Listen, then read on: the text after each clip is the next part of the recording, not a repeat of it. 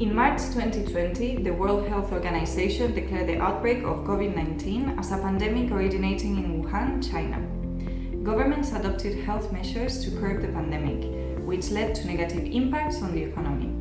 Therefore, governments, regulators, supervisors, and central banks have also been issuing multiple measures and recommendations to mitigate this economic impact, and in particular the impact on the banking sector through economic policies, specific fiscal measures, and monetary and financial stability policies, which will be fundamental to help sustain the global economy. In any case, according to the International Monetary Fund, the resulting pandemic situation has led to a great uncertainty about the economic outlook and its associated risks. This technical note addresses the following issues, focusing on actions being taken in Europe and the Americas.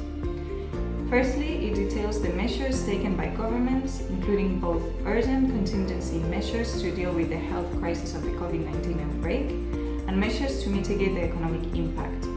Secondly, it analyzes the measures that financial supervisors and regulators have published to maintain stability in the financial sector, including global measures such as those issued by the BCBS, IASB, ECB, EBA, or ESMA, as well as local measures in different European and American countries. Thirdly, the measures applied to the insurance sector issued by supranational bodies such as the EIOPA or by individual countries are also reviewed. Finally, both the expected impacts that all these measures may have on the global and local economy and the possible implications for the financial sector have been detailed.